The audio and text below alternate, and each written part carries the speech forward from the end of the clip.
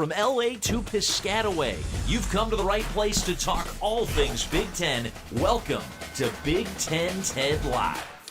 Welcome everybody into Big Ten Ted Live on a Friday night, and it is a jam-packed Friday night. Not only it is a jam-packed Friday night on this program, but it is a jam-packed Friday night in, T-minus 2 hours and 15 minutes. Oregon and Washington set to kick off in the Pac-12 championship game. All right, here's what's on the docket. Here's what's on the menu. Walk into the restaurant, sit at the table. Here's what's to order.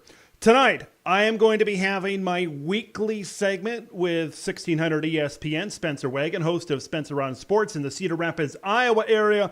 That is coming up at the top of the hour here, 6 o'clock Eastern and 5 o'clock Central. We are going to be taking one final look at the Big Ten championship game. We're going to be taking a look at some other Big Ten headlines and its transfer stuff, because that is really heating up right now. Remember when college football just surrendered the month of December to the NFL? Now next year when you have a 12-team playoff, that's not happening anymore, because all this transfer news, coaching movement, early signing day is in the month of December now. There's so much going on in the month of December, more than we've ever had in college football. I personally love it. There's certain parts of the game, there's certain parts to changes to college football that I'm not the biggest fan of, but I will say, and this should be a song, Taking Back December is one thing that I personally like as a college football fan. So we're going to be talking about that in my segment. After the segment is over, I'm going to be really breaking down more in the early stages of the transfer portal, because there are some rumblings, some things are heating up in terms of Big Ten programs. Not only players that are departing Big Ten programs, but players that could be incoming to Big Ten programs that currently aren't at schools within the B1G. Another thing we got to talk about, there's been a lot of coaching news around this conference. Of course, you've got Curt Cignetti, the James Madison coach, going over to Bloomington to be the next head coach over at Indiana. Penn State has a new offensive coordinator that looks really, really good. And of course, you got to talk about Tony White. There were rumors and rumblings that he could leave Lincoln, Nebraska and become the next defensive coordinator over at USC. They restructured his contract. He's going to be getting paid $1.6 million now per year. He is one of the best assistant coaches in all of college football. I'm not sure if he's going to leave Lincoln unless it's for a head coaching job. That's what maybe this whole deal these last couple of days and this week has maybe taught me of what's going on over there at Nebraska with Tony White. But bringing him back and having him back in Lincoln, trust me, it's a huge deal, especially for a defense that continues to get better and better and better. All right, here is also what's coming down the pike later tonight. Following the Oregon-Washington Pac-12 championship game, of course, those are two future Big Ten programs. This is kind of the last game that these two teams will play as a member of the Pac-12. Yes, I know they're going to be Pac-12 members when they get into the playoff in New Year's Six Bowl, that kind of thing. But this is really the last Pac-12 game. And then as far as I'm concerned, and maybe as far as this channel is concerned, I know I've been covering a lot of these Pac schools to kind of get a head start on some things. But after this, they're really going to be Big Ten programs. At least that's the way I view it. And maybe it helps that two teams are ranked in the top 5, so it helps maybe build interest a little bit, and I become more interested in a little bit. But following that game, come back right here. Oregon, Washington, live reaction, post-game show. We're going to talk all about the Ducks and the Huskies. Who punches their ticket to the college football playoff? Because I believe that this is definitely a college football playoff quarterfinal type of situation over there. And then on Saturday, of course, we've got the Michigan-Iowa Big Ten Championship game. You know where to come. Come right back here for a live reaction, post-game. Let's talk about it. Wolverines and Hawkeyes in the Big Ten Championship. When we get to that point on Saturday, it might be as clear as mud, right? Who's making the college football playoff? But you got to think we're going to have a clearer picture than we will when we talk about Oregon and Washington later on tonight. So, when you talk about the teams that are playing tonight, they're in and Michigan and Iowa to another extent, but Oregon and Washington specifically are in a very interesting, it's not a conundrum, trust me, it's a good problem to have. Bo Nix at Oregon, Michael Penix at Washington, and then you look at the great receivers at Washington, you look at some of these players at Oregon. These are teams that are going to have to be rebuilt when they enter the Big Ten Conference in 2024. But they're in the middle of this championship push right now. These are two teams in the Ducks and the Huskies that could go out and win a national championship. But the way the college football calendar and the way college football itself is structured, these two teams have to be thinking about their next quarterback. These two teams have to be thinking about next season while they're in the heart of this season, and we haven't even gotten to the college football playoff yet. And it might get, quote-unquote, worse next year when the college football playoff moves up as well. December, I talked about it right off the top of the show. December is a jam-packed month in college football. So you kind of have to be worrying about this season as well as next season in the month of December. Rick Olson chiming in. Cam Ward to Oregon. Cam Ward, Washington State quarterback, entered the transfer portal earlier today. There are options out there, and there are rumblings of who might be the next quarterback at Oregon. You have to think that there are 3 future Big Ten schools that are going to be in the hunt for some of the best transfer quarterbacks out there. Look at the track record that Lincoln Riley has at USC for developing quarterbacks, for developing those QBs into Heisman Trophy winners. You got to think some of the most high-profile quarterbacks in the transfer portal are going to be looking at USC. And then look at Oregon. If Bo Nix goes on to win the Heisman Trophy, well, that just speaks for itself, doesn't it? And then you look at Washington and the turnaround. Michael Penix was good in 2020 at Indiana, but even though he's kind of slid a little bit here in the second half of the season, that's still a place where quarterbacks are going to look to Seattle, Washington, with Kalen DeBoer and with Ryan Grubb and that whole system that they got going on there. They're going to look to Seattle and say, I can become an NFL quarterback by playing in Seattle, Washington. So there's a lot to really talk about as it pertains to transfers. We're going to get to that after the Spencer on Sports segment coming up here as well. Ducks, Huskies tonight. Just a brief preview because I already put my preview out on the channel. If you want to take a look at that, really break some things down. But before we get to the segment here at the top of the hour, just looking at this Oregon-Washington matchup, to me, it has been the story of the second half. It's been a second half story since these two teams met on October 14th. Oregon is going to the moon, baby. They're in the space shuttle, and they're on their way into a different stratosphere, right? They have beaten down a lot of, like Oregon and Washington, since they played on October 14th, they have a lot of common opponents. Oregon has fared a lot better against those common opponents than the University of Washington. I feel like Washington in this game tonight, they're going to have to, they got to sling it. Michael Penix has to have a really, really good day. He's got to have a similar day that he had against Oregon the first time that they met out there as well. So that's what's got to happen, I think, for Washington. Not saying that it can't happen. I just think Oregon has maybe a more clear path to victory because of the multiple things that they can do. A great offensive line for the Ducks. You've got a pair of really good running backs in former Minnesota Golden Gopher Bucky Irving and Jordan James back there as well. Look at the receivers, right? Troy Franklin, Tez Johnson. You look at that defense. It's a top 10 rush defense in college football on the other side for the Ducks. So I break this one down. And if this Washington team was playing at a similar level to what they were earlier in the season. And there was one game in there, right? They were going up and down the field like nobody's business against USC. But, and there's always a but that's USC. We know what USC's defense was. They fired Alex Grinch, right? A lot of people. I always wonder, how many points could Iowa score on USC? Boy, you want a great bowl matchup. I know USC went 7-5. Iowa went 10-2. Everybody wants to know. Everybody wants to see how many points Iowa could score against USC.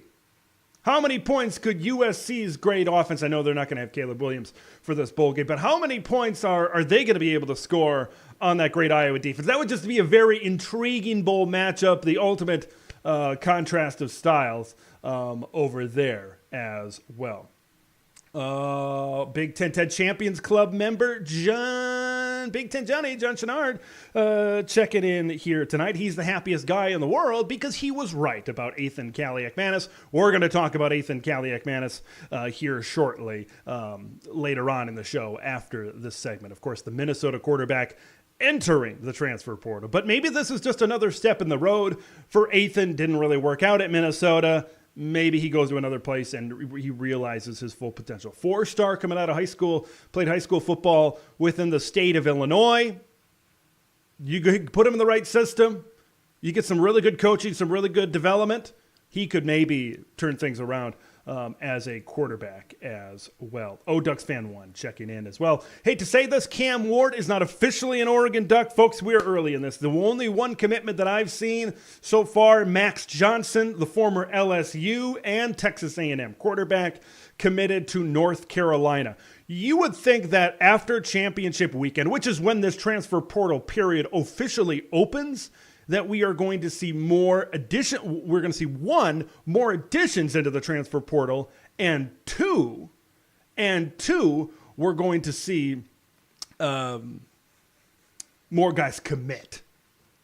Right, once we get a few weeks down the road, guys start to take visits as well. Grayson McCall is a quarterback. He's taking a visit to North Carolina State. I saw that, so this was a time. And I think the quarterbacks, there's so many really good quarterbacks out there on the transfer portal market. I think a lot of schools are going to find their QB. They're going to find their QB right away, and then the rest of their transfer classes kind of trickle down from there. So once they get the leader in the clubhouse, because it kind of depends what kind of quarterback you get. Guys like a Dante Moore, guys like a Cam Ward have that mobile ability. If you get somebody that maybe not that, maybe you get someone that's not as mobile, maybe that kind of structures your offense just a little bit different. So there's still a long, long way to go. But you got to think after Monday, things are really going to start to heat up in the transfer portal, right? This is really the beginning of the 2024 Big Ten season. Okay, with those 4 West Coast programs coming into the conference next season, you know, we had the schedule release and then we had the dates of the schedule, and it was very exciting. But you still had Pac-12 football. Now after tonight, there will be no more Pac-12 football games, no Pac-12 versus Pac-12 games. So then when you get teams in the transfer portal and you have some of these West Coast teams structuring their teams for how they want them to be within the Big Ten, that's when this thing really gets going. That's when I get excited. And for viewers of this channel that have been watching this for a couple of years, unfortunately, it means the demise of this guy. This guy is going to be receiving a proper send-off, a proper ceremony for this flag. So this one was a Christmas gift, Christmas 2 years ago. So this has been on the channel in many different ways for 2 years. So we'll give it the proper, and then we got to figure out what this background is going to look like in the future with these 4 programs coming in. I would love to feature logos of all 18 teams now into the Big Ten. So we'll exactly see what happens. We've got our segment coming up. Spencer Wagen, Spencer on Sports here coming up very shortly as we have now reached the top of the hour. More from Ducks fans 1. If Oregon get Cam Ward, they will be dangerous next year. I hope Dan Lanning will pursue him. There's a lot of other quarterbacks that Oregon is going to be, folks, the Ducks are going to be one of the top, considering the performance of Bo Nix the last 2 seasons and what they've proven. They will be one of the top transfer destinations for a quarterback. I believe some of the best transfer destinations for a quarterback right here in the Big Ten. Look at Oregon and what they've done. Look at Washington and what they've done. Look at USC and Lincoln Riley's track record, as I mentioned before. This conference next season, right? You look at Drew Aller. He's going to be coming back at Penn State. I know Kyle McCord. I know Ohio State fans have said, we got to go get Dante Moore. We got to go get this guy. You know, we're not the biggest fans of Kyle McCord.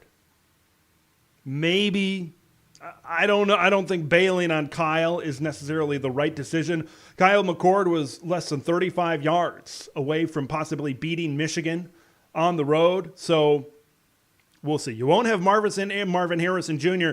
to bail you out as much for the Buckeyes next season, but it remains to be seen how that one is all going to go down. Just a reminder, later on tonight after the Oregon-Washington Pac-12 championship game, come back here, live reaction and post-game show talking all things Ducks and Huskies, who will have their likely ticket to the college football playoff punch. There is a scenario out there, although I don't know if anybody's really brought it up, but there is a scenario out there where Oregon wins, Washington loses, Florida State loses, and you have maybe the Ducks and the Huskies get into the college football playoff.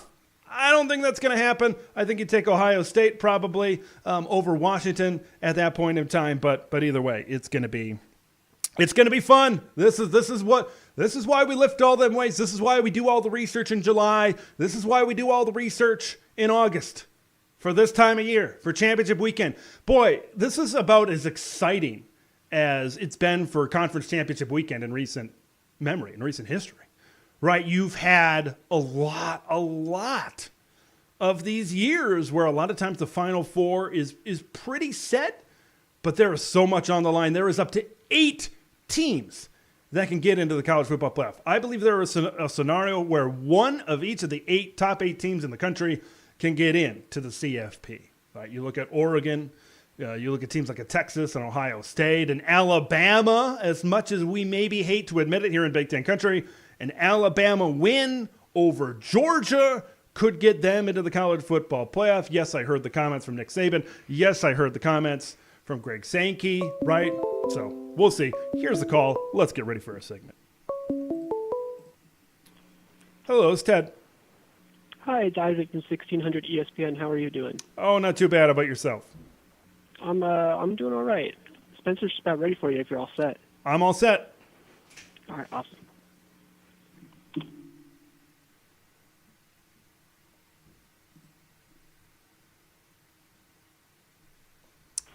He believes even bad football can be good. You're listening to Spencer on Sports on 1600 ESPN. It's true. 5:04 on a Friday. Thanks for hanging out here on the program. 319-366-1600. Hour number 2 is Drive Time, driven by Linder Tire and LinderTire.com. Got all their info linked for you at KGYMradio.com. Get into some NFL and take a look at the college hoops weekend ahead. An update on, at least I think it's an update, on potential for a famous person to be at tomorrow's Iowa women's basketball game. I have no inside knowledge, but I'm putting context clues together. So I will let you know about that coming up in about 25 minutes. We are joined now by our good friend, Big Ten Ted. Ted LaRue's his real name. Big Ten Ted is his X or Twitter name and YouTube name. You can find him on there for great Big Ten content and, of course, pretty big game in the Big Ten this weekend. Big Ten championship game, Iowa and Michigan from Indianapolis tomorrow night. And let's bring Ted on to talk about that and more. Ted, what's up? How you doing? I'm doing pretty good. I will not be at the women's basketball game in Iowa, by the way. And maybe you're dropping. I know we're talking about Taylor Swift possibly going to Green Bay. I don't know if that's what it is either, if you're pulling some strings. But that's what I know as far as that. I was not talking about Taylor Swift or Simone Biles. There's another celebrity that's been rumored to. It's an interesting story. I have no confirmation nor denial of it, but I'm using context clues. But we'll get into that coming up here in a bit. But, hey, Ted, a pretty big football game coming up tomorrow. It's the championship game in the Big Ten. I know we got some portaling we could talk about, new coach hires we could talk about too. at Indiana and Michigan State. But let's start with the game itself. Michigan, now 21.5-point favorite over Iowa. It's come down a little bit from a 23-point spread earlier in the week. Michigan, far and away, I think, the better team, but I'm curious to know, in your opinion, what's the path, if there is one, for the Hawkeyes tomorrow? Hawkeyes got to be aggressive. That's the way I see it right now for Iowa. You got to get into the face of J.J. McCarthy early in this game. You got to try to force short fields for your offense, get some field goals, get some touchdowns. Torrey Taylor, right? Big Ten punter of the year. He's got to do some things. Maybe pin the Wolverines back at their own 1, 2, 3, 4, 5 yard line, whatever. But you need you need to play the Iowa way, right? You need to win those little battles within the battle, so to speak. So being aggressive right off the shoot, maybe forcing a turnover or two, confusing, get after Michigan. Phil Parker, he's the wizard back there, the defensive coordinator for this Iowa team. So he's got to find a way to really scheme some things up early.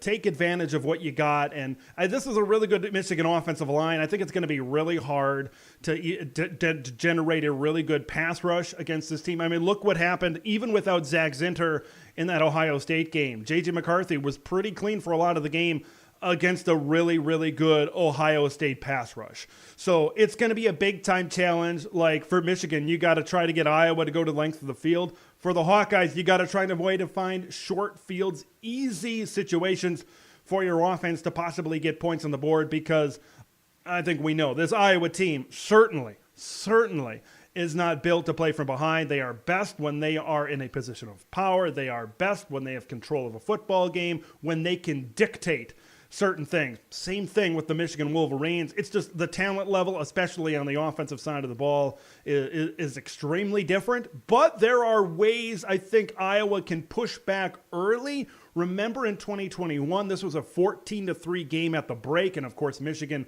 kind of opened it up in the second half. I could see a very similar result. Remember, the Wolverines and the Hawkeyes did not play in the regular season. So if they can, if they confuse, maybe give some looks that Michigan has not seen on tape yet, maybe confuse them a little bit early. Maybe this one game could be closer, and then maybe you could get the end result that maybe people are expecting in the end of this game. But we know, I'm sure your listeners know, the talent discrepancy right between the two teams. But I think Iowa can maybe push back a little bit early in this game.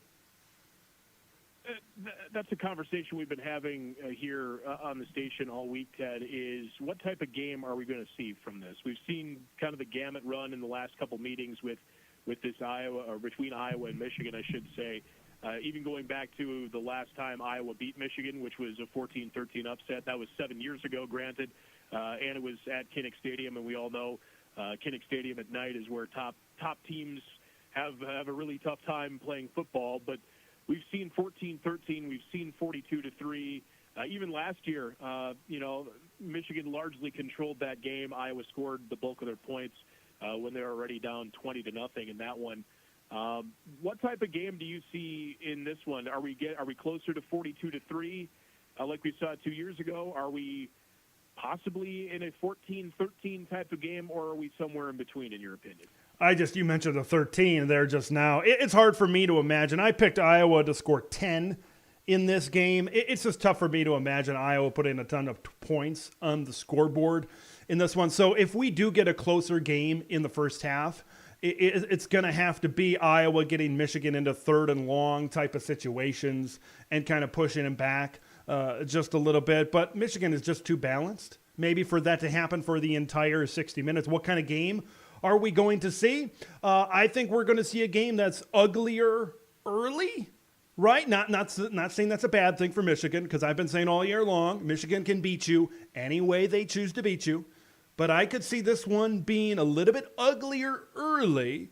Iowa maybe playing some field position, forcing Michigan to go down the field, get 5, 6, whatever first downs they need to get into the end zone. The big thing for Iowa, if they want to keep this one close, you need to try to stop the big play. You need to try to stop J.J. McCarthy from going over the top. Remember last week against Nebraska where Jalen Lloyd got loose over the top in this one, right? Longer drives, takes more time off the clock. Of course, you can't score as many points in that amount of time. So you need to try to do that and then hope this Iowa defense can find a stop maybe somewhere, right, around midfield. So to speak. And like I said earlier, try to force some turnovers. But the more I think about this and the more I kind of cram my head with stats and situations and scenarios, it's just very difficult to see this game be a one possession game kind of going in to the late third quarter and into the fourth quarter. Ted, give me one player on each team that you think needs to have a big game, if you will, for their team to be successful. I think it's easier to pick out somebody for Michigan, but I'm curious to know on either side of the football, one player you think is key to that team having success tomorrow night. Well, I'm going to start with the hard one first. I'm going to go to Iowa, and I'm going to go to Caleb Brown. Right, he got kind of banged up in that Nebraska game. And over these last few weeks, right, early in the season, it was saying he wasn't really getting a hang of the offense. But once he really got into the swing of things, he was taking care of that in terms of being the number one target on this offense. I think you want to get him the ball in a few different ways, whether it's jet sweeps in the run game. I know they kind of got that going a little bit. Try to be a little bit creative in what you want to do, right? Brian Ferentz, this is your last dance in terms of a Big Ten game. You're going to have the bowl game. Fire off some shots, reverses, passes, get creative, trick plays, that kind of thing. But it's Caleb Brown, I think, getting him involved in many different and creative ways. That's the player I want to see for Iowa, because we saw when Caleb Brown went out of the game for Nebraska, you saw Iowa go back to kind of where Iowa has been the last year and change. So he's key for them. And when I look at Michigan, I look at Colston Loveland, right, the tight end. When he gets going, he can be a matchup nightmare for this team. I'm very curious to see how Phil Parker, if they get the ball multiple times to Colston Loveland early in this game, where do they go in terms of defending him, right? Because he's that kind of tight end where he's too fast for a linebacker, but he's too big for a defensive back, for a safety or a quarter or a nickel or whoever's on him in that situation. Colston Loveland, man, and once we get past this round and if Michigan wins and gets to the playoff, he is a threat that defenses really need to look on. There were times during that game against Ohio State where he started to rack up some catches, and he was such a big-time part to this Michigan offense. I look at Colston Loveland because you look at, everybody knows about Blake Corum in the backfield. Everybody knows about J.J. McCarthy, Roman Wilson, all of this. But that tight end could be an X factor, not only this game, but future games for Michigan. You brought up something interesting there, Ted, and we've seen some people on our text line throughout the week suggesting this. But Brian Ferentz, his last game, aside from the bowl game at the University of Iowa, do you think we see, I'm not saying we're going to see, 55-24 like Iowa put up against Ohio State back in 2017, but do you think we see some creativity out of Brian, or is it the same old kind of Iowa playbook, in your opinion? I mean, now would be the time to do it. Now would be the time to do it for Brian. He's clearly been saving it all for this moment, right? So yeah, I mean, I don't see, you got to try to throw some things, and I think Kirk knows that, and of course Brian, of course, in this game plan, you got to throw some things at the wall. That's what I said at the beginning of this on defense. You got to be aggressive. You got to send blitz packages, because you let JJ sit back there and throw, he's going to carve you up, right? You kind of play back in coverage, they're going to run the ball. I look at kind of the same type of thing on offense. You need to try to be creative. Try a flea flicker, right? I've been seeing the clip of that great Iowa long touchdown pass from C.J. Beathard all week long on Twitter in that 16-13 game against Michigan State in the Big Ten Championship back in 2015. Do something like that. Try to get this run game. If you get the run game going a little bit early on, try a flea flicker. Right, if they run the ball really effectively, okay, Iowa does, or at least somewhat effectively, try it. See what happens. They're in a what do you have to lose situations. No one is expecting them to win. Everybody's punching Michigan to be the number 2 seed in the college football playoff, maybe the number 1 seed if they really take care of business against Iowa. I mean, what do you have to lose at this situation? And then Brian Ferentz, you're not coming back this season. who knows what the future holds for Kirk Ferentz? Like, this is the ultimate, you have nothing to lose for Iowa. Do some reverses. Do some flea flickers. Get creative on the offensive side of the ball to try to keep Michigan off balance. Yeah, we know Deacon Hill certainly has the arm strength. The accuracy is the other question there. And I was reading something earlier. He's had one, I think, completion over 40 yards, and that came against Rutgers late in the game, where he did show progress, and we've seen progress from him, but it's consistency, right? That's a big part of it. I'll ask you this one final question about the game itself. You mentioned Michigan, and they're kind of standing in the CFP. I think they're solidly in, regardless of what happens, unless Iowa goes out and does somehow win 55-24, which again I don't think is going to be the case tomorrow. Does Michigan need style points in your opinion, or do they just need to pick up the win to solidify the playoff spot? You know, you kind of look at what's around them. I don't think they're going to get leapfrogged by anybody. If Michigan plays a tough, physical 28-10 game, I don't think they're going to drop, right? Even if Oregon really takes care of business tonight against Washington, or vice versa, right? If Washington takes care of business in a blowout against Oregon, first of all, I don't foresee that happening between these two future Big Ten members, but I don't know if the result matters per se, right? Because of you kind of look at other teams below them. Washington hasn't played well kind of the back half of the season, so they haven't been as impressive as Michigan. Look at Michigan's wins. You got to win over a good 10-2 Penn State team. That's in what? I think they just slid into the number 10 spot in the last CFP rankings. You just beat Ohio State. Like, you've got two really big wins. I know the rest of your schedule is not very impressive, but you've got better wins, arguably, than some of those, or more big wins, I should say, than maybe some of those Pac teams below them. So I just don't see the result. Like, Michigan could win 17-14, and I still don't think that it would move that much.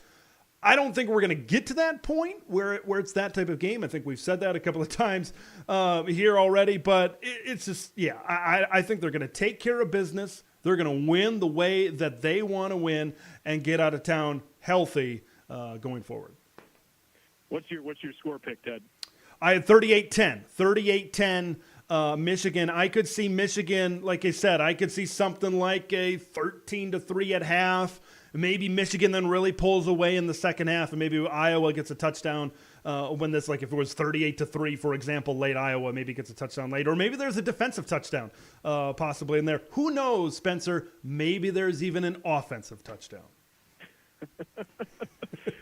Ted, before we let you go, let's talk portal and coaching hires. We've had two new coaches here hired in the last few days.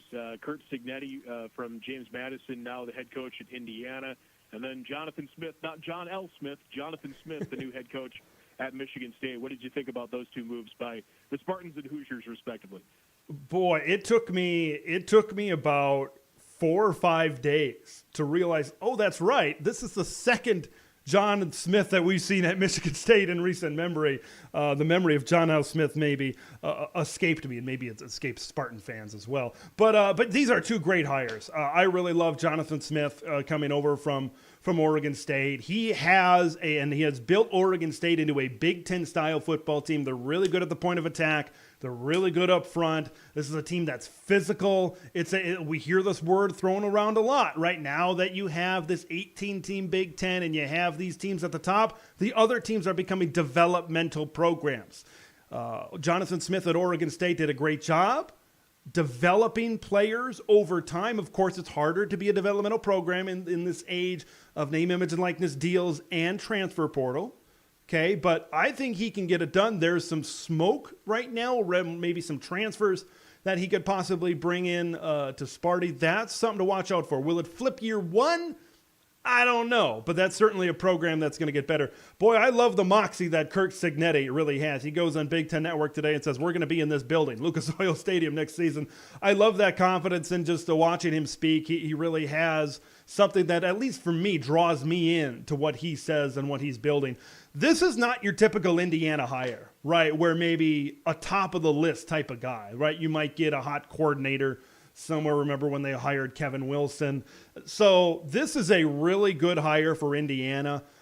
I want to know where the investment is in Bloomington, Indiana. Are they going in on their collective? Are they going in with a guy like Curt Cignetti, who has won every single place that he has gone? Right, going back to IUP at the Division II level. Remember James Madison, Elon, wherever he's been, he's won. And remember, he was also the very first recruiting coordinator for Nick Saban back in 2007. So this is a really good hire. But I will say this, it's going to be very difficult for a program. One of the tougher jobs in the Big Ten in Indiana, it's going to be very difficult for him to win. I'm intrigued to see if he can do it, though. And in the portal, Ted, I feel like Purdue's lost every weapon they've had, whether it be to the portal or to the NFL draft. When you talk about Tyrone Tracy specifically, quite a few names. The portal hasn't even opened yet. Doesn't open until Monday, but quite a few names out there being reported as to entering the portal. What were some of your takeaways or surprises from the names you've seen out there so far? Ryan Walters has done a really good job recruiting so far, right? He's this class around the top 25, top 30 as we approach signing day here about the third week of December. So he's done well there, but he has lost so many good players. He's lost TJ Sheffield. He's lost Deion Burks, the leading receiver. How about Abdul Rahman Yassin as well? Had some injuries, but also had some bright spots. ARY did this season. Yeah, and you got a couple of tight ends, returning Max Clare and Garrett Miller. That could possibly be good, but they're going to have to rehaul this offense. You got a quarterback back there in Hudson Card that can do some things. You saw when he had time to throw, he looked pretty good for Purdue this season. So they got to do a pretty big rebuilding job right there. Ethan Kaliakmanis, of course, the big one, right? Minnesota quarterback diving into the transfer portal. This one, the first thing when I saw this, it tells me PJ and Ethan seem to have a conversation at the end of the year, and PJ says, we're moving on, right? Maybe this thing didn't go as good as we imagined this season, and then they're both going in their separate directions right now. And Minnesota, right, that's a team that has to make changes. I think there's some pressure right now on PJ Fleck going into 2024.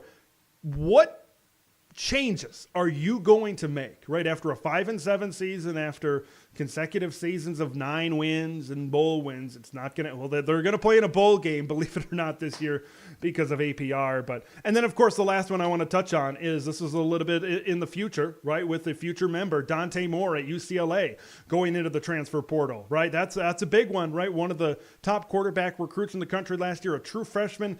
Injuries and kind of getting benched. It was not a great season. 11 touchdowns, 9 picks for Dante Moore this year. Rumblings at Oregon and rumblings at Michigan State, possibly going back home from the Detroit, Michigan area. So we'll see if he lands up at another school in the Big Ten. Spencer, buckle up. It's going to get crazy.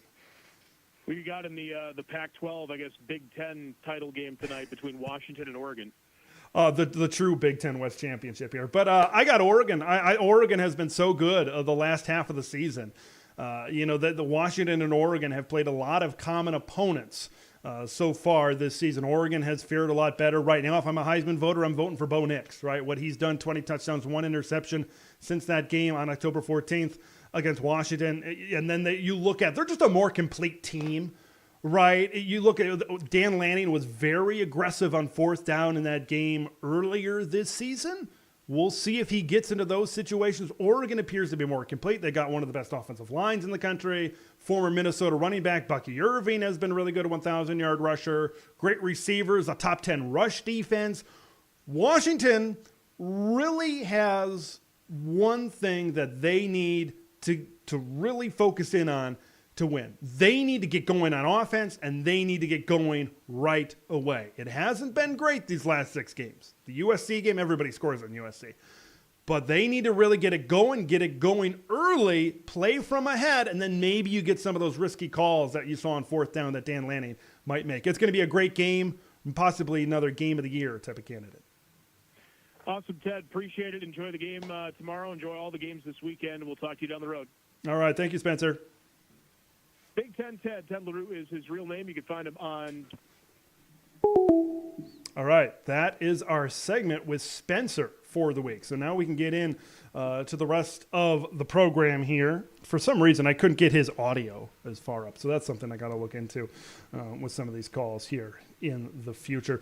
All right, folks, let's get into the next segment. We're talking transfers. We're talking transfer portal stuff here right now. Some of the biggest departures right now. Let's focus on the departures right off the bat. Dante Moore. I just mentioned it in my segment with Spencer. Dante Moore, 53.5% completion rate this season, just over 1,600 yards, 11 touchdowns, and 9 interceptions. Battled injuries, losing his jobs. Things just didn't click at UCLA. For whatever reason, it didn't click. All right, he started off really good against Coastal Carolina to start the season. And when you look up highlights of Dante Moore, it's basically that Coastal Carolina game. He had some decent plays against Oregon State in a game in which they lost, but it just wasn't a good season. But make no mistake about it, this is a really good talent at quarterback. Early returns, early reports from the folks at On3 have 2 Big Ten schools possibly in the mix for Dante Moore. Oregon, right, who he was originally committed to, and Michigan State. Remember, there were rumors and rumblings of a possible Michigan State involvement in his recruitment, a flip possibly at the last minute. He did end up flipping. It just flipped to UCLA right out there on the West Coast.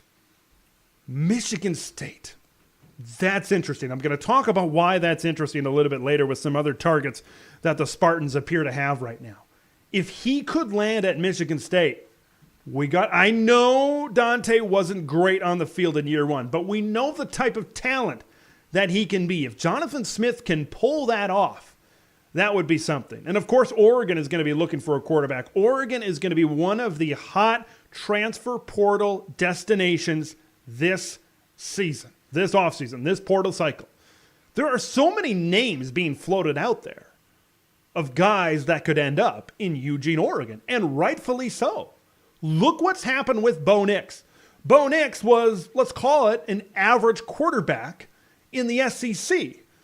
And then he turns out to be a possible Heisman winner. Michael Penix was good in the Big Ten, but he's gone to another level at Washington. These schools, these Big Ten schools out on the West Coast are going, and they're look at On3 released their top 10, and it is stacked full of some of the best quarterbacks in the country this season. And these transfer quarterbacks are going to be some of the very best in the country next season. So Dante Moore, Oregon and Michigan State, watch out for those. Where does Oregon want to go at quarterback? I've been told by some Oregon folks that they might want to go with a more experienced quarterback at the position.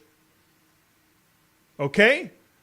I've also heard about a guy by the name of DJ Uiagalelei, whose younger brother right now plays for Oregon. So maybe that's a connection. Is DJU good enough to get into that situation? Is he the type of guy that Oregon wants right now? That's a big question. Cam Ward was also thrown out there. Of course, he entered the transfer portal. Ethan Kaliakmanis, we just talked about him in my segment with Spencer. As I said, I think it was PJ likely said, hey, we're moving on. We are moving in a different direction. Thanks, but I think our era here is done. And I'll say this about Ethan Kaliakmanis. This is an offense that we know what PJ Ball has done. PJ likes to run the football, right? This is a more physical type of offense. Maybe he doesn't get the reps. Maybe he doesn't get the opportunities to really improve on the passing side. I could very well see a situation, not saying it's at the Power 5 level, but I could see a situation where Ethan Kaliakmanis goes somewhere, could be Power 5, could be Group of 5, goes somewhere, and he really turns into a really good quarterback. Because there were flashes at times this year at Minnesota. But things just didn't click, right? We talked about things not clicking for Dante Moore. Not comparing the two, right, talent-wise between the two, this guy versus that guy. But I could see a very similar type of situation where Ethan goes somewhere else and he gets into a place where they're known to develop quarterbacks. They're throwing the ball a little bit more. Maybe that's what Ethan needs to go in. Of course, he's from the state of Illinois. I don't see him transferring to a Big Ten Illinois school. In the line, I have Luke Altmaier. And then Northwestern, of course, Ben Bryant after his 89th year of college football. He's going to be moving on. Brendan Sullivan. When Ben Bryant was hurt this year, Brendan Sullivan was playing pretty good football. So, Brendan Sullivan, Nathan Kalakmanis. I don't know if that's a decision that David Braun would make to bring in Ethan right now. So, can he go to a place that can develop him? Speaking of the Minnesota Golden Gophers, Zach Evans. Second half of the year, when he got an opportunity, Zach Evans started to show a little bit of pop, right? In that running back room. Young running back, showed some promise. He's the guy that some of these programs could have an eye on, right? He'd be a sophomore kind of coming in this season. Let's talk Purdue, right? I talked about it in my segment with Spencer. Deion Burke, 629 yards, 7 touchdowns for the Boilermakers this season. That's a guy, not sure if he's going to be an absolute number one type of Rome Odunze, Troy Franklin, that kind of guy. But I think on a really good team, he could be a really solid number 2 type of receiver, a slot type of receiver. That's what I'm possibly looking for Deion Burks. I mentioned Abdur Rahman Yassin as well, injuries, but he had had some sparks so far this season. The top 3 receivers from the Boilermakers have all transferred out of the program. Crazy. Speaking of all 3 transferring out of the program, how about Michigan State? Caton Hauser, Sam Levitt, Noah Kim, all those guys, see you later. I have not seen really a group of quarterbacks like that transfer out so quickly. I'm not sure what the future holds for any of these guys. Sam Levitt showed some promise at times. Caton Hauser, a lot of people at Michigan State were excited for him. 4-star prospect kind of coming out. I think he was better than Noah Kim, but still nothing really impressed me all too much. And then last thing I want to talk about, Donovan McCulley, wide receiver from Indiana. If he goes to the right spot, he could be a 1,000-yard receiver next season, right? I think at Indiana, he slowly but surely emerged as one of the top receivers on that Hoosier offense. Of course, with the coaching change, you're going to transfer out. And then, but Donovan McCulley is a guy that they could possibly come out with as well. One other team, maybe the Big Ten, maybe somewhere else as well. So those are kind of some transfer departures that have been happening. What about possible transfer additions from outside of the Big Ten Conference? Let's talk about it. 2 Washington State receivers, right? There's a team out there that just got a new offensive coordinator. Penn State.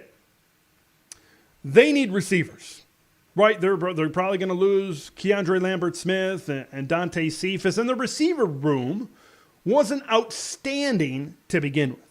Josh Kelly at Washington State. How about Lincoln Victor as well at Washington State? 2 receivers that could possibly move over to Penn State in a more dynamic and possibly more explosive offense, which we'll talk about in just a minute. Receivers. Penn State, you got a quarterback in Drew Aller that has a strong and a really good arm. You get him in the right offense, maybe some receivers could really make some things happen as well. There's a quarterback out there by the name of Will Rogers. Let's take a look at some of his stats at Mississippi State. In 2021, he threw for 4,739 yards. But that's not it. Completed 74% of his passes, 36 scores, 9 picks in 2021. How about 2022? Just under 4,000 yards, 68% of his passes, 35 scores, and 8 touchdowns. In the air raid, in Mike Leach's system, he was flat out slinging it.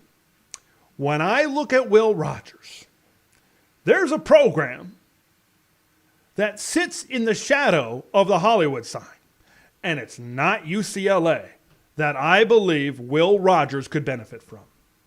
He is a 1 year left of eligibility kind of guy. We know Lincoln Riley's track record of developing quarterbacks. Now, I want to say this about USC.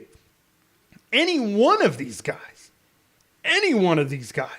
Cam Ward, Dante Moore, Will Howard, whoever could go into USC, and the way that their team is built and their structure and the way they develop quarterbacks, they could go in there and have a really good year. But kind of considering what I've been hearing about some of these other quarterbacks, Will Rogers to USC. Keep an eye out for it. Not saying it's going to happen, but just keep an eye out for it. It kind of makes sense considering his passing prowess. Maybe some USC fans saying maybe not yet on Malachi Nelson, but that's a situation. If USC goes out and they find a experienced quarterback and they don't go with the highly recruited guy in Malachi Nelson right off the bat, what are you going to do? Can you keep Malachi in Southern California by the time the spring transfer portal comes and goes? That's going to be the question. You need to sit down and you have a conversation with Malachi. Look, 1 more year. I think you need 1 more year of development. And then by the time you get to the next season, by the time you get to 2025, you're going to be our guy. If that's the way USC feels, because you got to be honest with these guys, right? Especially in the day and age of the transfer portal, right? They get lied to. They get pulled around a little bit one time. They're going to be out of there. So that's just the situation right now. Will Rogers to USC, but there's a lot of other quarterbacks that could end up at USC. All right, let's talk about one little piece of information that I can share. According to some reports, Will Howard, one school that is in on the Kansas State quarterback, is Washington.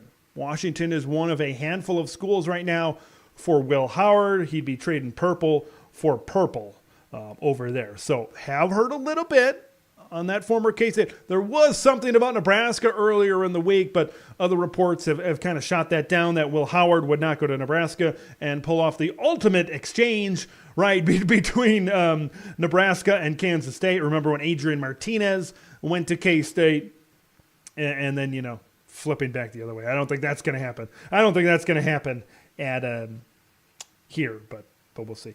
Let's talk about DJ Uiagalelei, former quarterback at Oregon State. The Oregon State head coach is now at Michigan State. Could DJU go over there? DJU, the early reports are saying there's 2 teams and a possible NFL draft declaration in play for DJ Uiagalelei. Florida State and Oregon.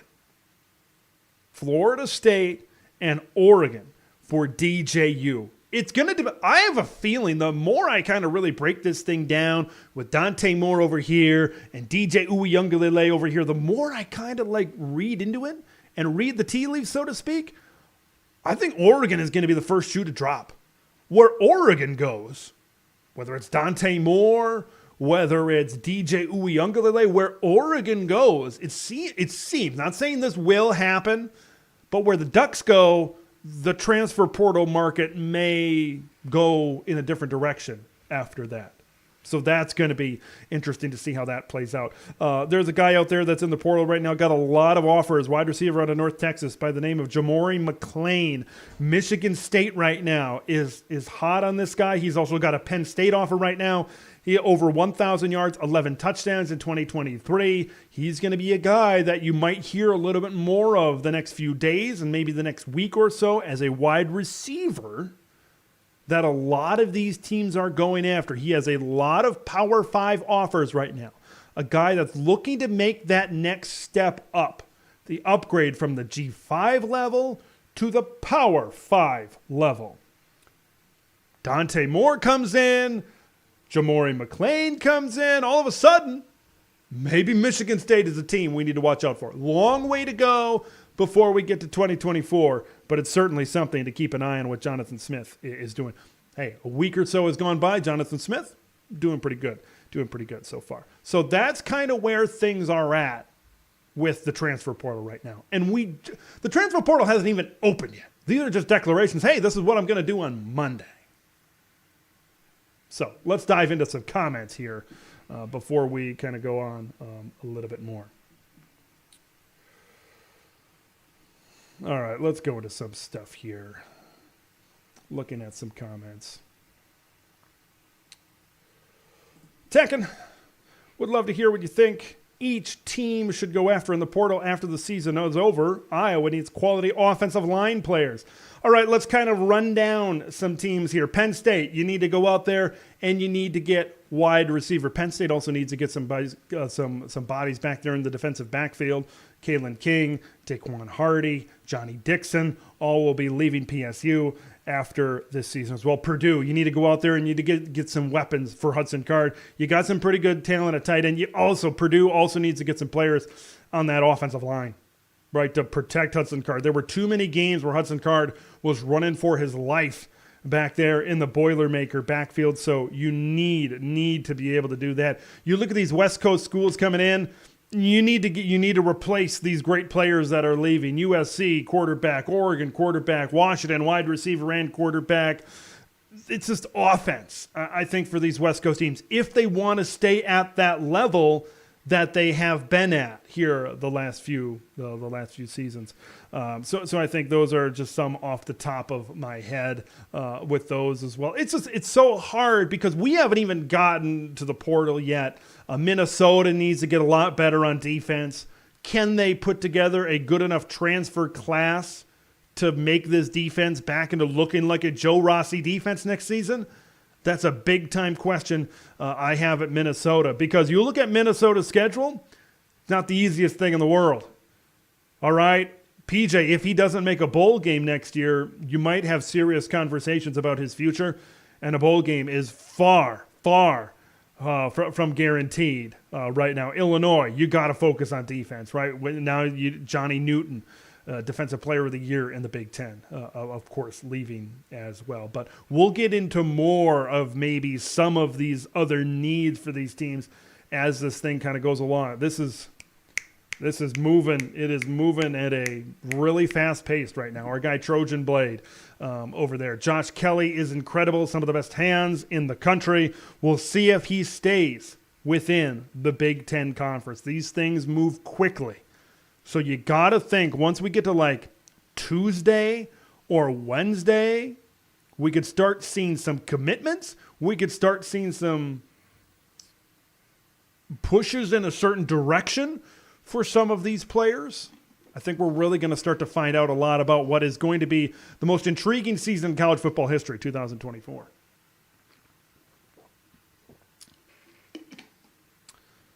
All right, I got some comments here from Marcus Aurelius Maximus. Michigan, 2 wide receivers, one with height and another one with some speed. Boy, Michigan's going to be interesting, right? Because we're pretty set right now in terms of these coaching moves that have been made, because right now you got to make coaching moves right after the season. You got to get ahead of the game on this transfer portal window that opens. You got to get ahead of the game on the early signing day, usually the third or so week in December. But the Jim Harbaugh situation at Michigan is going to be super interesting, because if Harbaugh leaves for the NFL, which I think will happen, which a lot of people out there think will happen, if he does make that move, where does Michigan go? Because we're past the early signing period. We're past the big transfer portal period. Michigan is losing a lot on their team. If I'm Michigan, I'm going Sharon Moore to fill that gap. Look, I know not changing your staff could really maybe come back to bite you when it comes to possible sanctions that are handed down from this sign stealing situation at Michigan. You bring in a new coaching staff, right? Nobody was around. Maybe they take it a little bit easier on you. Maybe not. But Sharon Moore would be the guy, and he's proven that he can lead a team, right? Penn State, Maryland, and Ohio State. Unless they find someone that is really, really good. But in order to kind of keep the direction that Michigan is going, you're going to have to, I think you got to keep Sharon Moore as the head coach right now. And Michigan, you got to think they're going to be in the conversation for a transfer quarterback. I know they have a good 4-star quarterback coming in Jaden Davis, a good 4-star running back at Jordan Marshall, who was named Mr. Ohio football this season. That just happened recently. Like, they got a good recruiting class, but they're going to need a transfer quarterback. Is Dante Moore, right? We said he is a native of the state of Michigan. Is he a guy that ends up in Ann Arbor, Michigan? Does Michigan get into this transfer quarterback race? Because they don't really have anybody waiting in the wings. They might need a transfer quarterback to come in. Otherwise, they could take a pretty big dip next season. More from Marcus. Ohio State could use Will Rogers either to push McCord to do better or just take his place. Look, I see what you're saying. Is one of these transfer guys guaranteed to be better than Kyle? Look, I know Kyle wasn't. Look, I've said this all season long. Kyle McCord, he ain't C.J. Stroud. He ain't Justin Fields. He ain't any of these guys. Any of these guys. But maybe this isn't the same Ohio State team that we've seen under these guys. Right now, if you're going to make a move, what's the reason you're making a move? It's to beat Ohio State. It's to beat Ohio State. I don't know if making the move off of, you look at Kyle, and when he's playing good, he's playing good. He needs to limit the mistakes. He needs to limit the amount of inaccurate balls and bad throws. When he throws it well, he's good. But I don't think you saw as enough of those good throws, as much of that good consistency this season. Look, folks, look for these Buckeyes. He's 35 yards away from possibly beating Michigan. He puts you in position to win that game. Look, I know you're frustrated. I know you lost 3 in a row. I get it. I get the pressure there is, both in the state of Michigan and the state of Ohio, to win this one. I just don't know if you want to. I don't know if you want to blame this loss on Kyle McCord. I don't think you want to do that.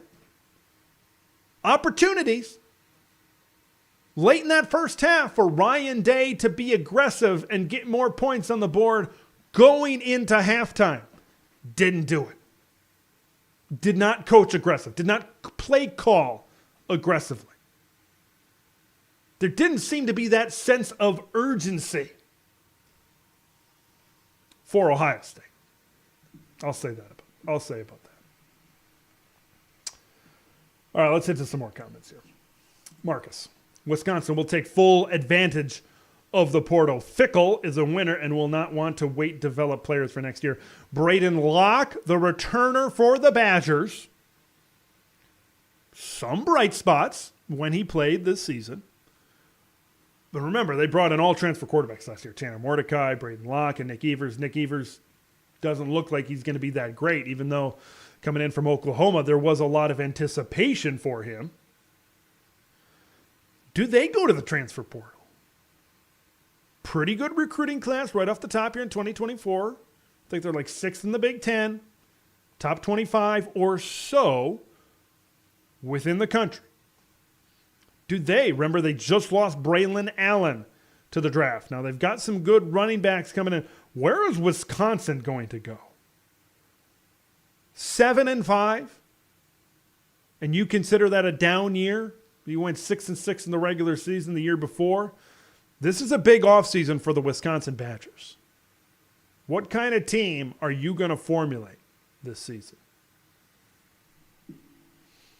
What kind of team? Landon Sports Network's checking in. Ted, how can Iowa win tomorrow? Well, force a lot of turnovers, like 3 or 4. Michigan got a fall in their face. It's just, look, Iowa has earned their right to play in this football game as the final and forever Big Ten West champions, but a lot needs to go wrong for the Ohio State Buckeyes A lot needs to go wrong for the Michigan. We were just talking about Ohio State. A lot needs to go wrong for Michigan. Well, that's an egregious error for Iowa to kind of do some things over there. All right, let's talk about coaching. We are about 1 hour from the kickoff of the Oregon Ducks and the Washington Huskies. Leave your score predictions in the comments. Who's going to win? Oregon and Washington, the final Pac-12 game in Sin City down there in Las Vegas. Let's talk about some of these coaching moves that have happened. First one I want to talk about is Indiana going out and hiring James Madison head coach Curt Cignetti coming in to IU. And, you know, when you talk about a program like Indiana, a tough program to win at, getting a hire like Curt Cignetti, I think, is a big deal, right? This is a first choice kind of hire right now for Indiana. This is not a hire that usually comes to Bloomington, Indiana. He has won every place that he has gone. Remember, he was the first recruiting coordinator that Nick Saban brought in 2007, from 2007 to 2010, worked at NC State. Before that, he's a 62-year-old experienced head football coach. Not only is Indiana a tough job to win at, but it is a tough job to succeed at with this increased difficulty in schedule with 4 West Coast schools coming into this conference. He goes into James Madison, makes them a perennial FCS powerhouse, going side by side with a program like North Dakota State and South Dakota State from the Missouri Valley. And then when they transition to FBS, sometimes teams from FCS to FBS take a little bit of a dip. Not this guy, not this program. I really love this hire for Indiana. I really love and I really love the moxie that he's bringing to this program as well. Really speaking with a lot of confidence when being interviewed by Dave Rebson and company at Big Ten Network at the Big Ten Championship game. I think that's the type of confidence, the type of moxie that when you're a program like Indiana, you need to try to find a way to stand out. You need to try to way to get in the living room and make an impression. I think Curt Cignetti is the guy. He has experience. A lot of times when you have a program like an IU, maybe they don't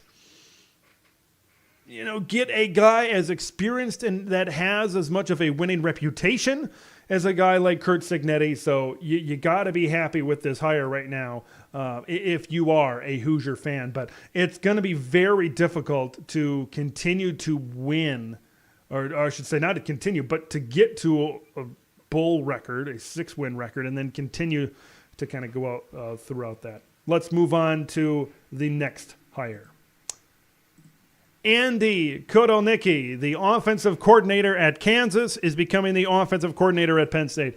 A lot of people around college football call him a very creative, a very dynamic play caller, an offensive coordinator. I believe this is the guy that Penn State really needed. He's been tied at the hip with Lance Leipold for a very long time, going all the way back to 2013, when he was brought in as the offensive coordinator at Wisconsin Whitewater, Division III, when Lance Leipold was running roughshod, right, on winning national titles at that level, right, Mountain Union and the Warhawks of Whitewater. Follows him to Buffalo, follows him to Kansas. And look at what this Kansas offense has become. It's been one of the most dynamic and explosive offenses in the Big 12 Conference. Jalen Daniels and Jason Bean, what they've been able to do at Kansas. This is a Kansas program. Charlie Weiss couldn't win there. Les Miles couldn't win there. Leipold and Kotelnicki step in, and Kansas shoots up, and Kansas has success. And all of a sudden now we're building new football facilities. We're making stadium renovations at Kansas. This is a great steal by James Franklin because I felt their offense, the Penn State offense, needed a little bit of sugar and spice this season. They need to get a little bit more creative. And when you talk about creativity, Andy Kotelnicki is a guy, nominated for the Broyles Award in 2022. This is a big-time hire, folks. I look at Penn State and I possibly see a team of 2024. Drew Aller back. Nick Singleton back. Katron Allen back. On defense, Abdul Carter back. Dan Idena Sutton back. They recruited really well on the offensive line a couple of years back. They don't get Michigan on their schedule. They get Ohio State at home. This is a favorable situation right now, folks, for the Penn State Nittany Lions. Very favorable situation for the Penn State Nittany Lions. Let's hit to some comments. Indiana wants to be like their border states, Michigan, Ohio State, Michigan State, Notre Dame. They are relinquished to 2- and 3-star talent. Now, that's why these schools, like in Indiana, like maybe some of these other lesser schools that can't recruit, especially it's going to get harder to recruit in this conference with USC and Oregon. Like, you've got 5 recruiting powers now at the top of this league. You need to invest in attaining quality transfers. You need to be able to develop those other players. You need to keep players around. Retention. Curt Cignetti mentioned retention in his Big Ten Network interview with Dave Revson. That's a huge deal for these smaller programs. Can they retain some of these talents? Can they avoid being a AAA program like for a Notre Dame or a Michigan or a Penn State or some of these other bigger programs? Can IU avoid doing that? It's been tough to win at Indiana, like Marcus is saying here, 4 winning seasons, according to the Marcus Aurelius Maximus Statistical Department. 4 winning seasons in 40 years. Tom Allen winning seasons in 2019 and 2020. This is one of the toughest jobs. Look at the flag behind me. Northwestern, probably a more difficult job to win at. Probably a more difficult job, considering academics and all of that's at Northwestern. Indiana, big into basketball. They're a basketball state. Right, we know how much they care about hoops. We know Purdue and Indiana, how much they invest into that. And the attention in the state that goes into basketball. Football, I think we saw when things aren't going well in Indiana, the fan support goes down. And when the fan support goes down, NIL collective donations go down. That's the thing about today's day and age. You need to keep fan support. Fan support is more important than ever because it's their support that can possibly take a program to the next level. Good hire, though. Great hire, bringing in Curt Cignetti to be the next head coach of the Indiana Hoosiers. Fantastic hire, considering their situation and where they are as a program and where the Big Ten is going. And maybe this is hey, I want to be a head coach in the Big Ten Conference type of deal. Maybe that's what's happening here, and maybe that was the draw for Curt to leave JMU and head to a place like Indiana. Not going to be easy, but I think he could possibly get the job done. All right, folks, tonight it is going to be the Oregon Ducks taking on the Washington Huskies. Following that Pac-12 championship game, I will be having a live reaction show, a live post-game show, so make sure you come back here to the channel to watch some reaction to Oregon and Washington, 2 future Big Ten programs going at it in the final Pac-12 game conference game ever. Pac-12 championship. Going to be fun. A lot of playoff stakes start tonight. It's going to be a very fun weekend. We got it all covered with this coming up on Friday. After the Saturday championship game, we are going to have we're going to have the live reaction show to Michigan and Iowa as well. So until then, folks, we will see you later tonight. Ducks and Huskies. I'm Big Ten Ted. We'll see you in the next one.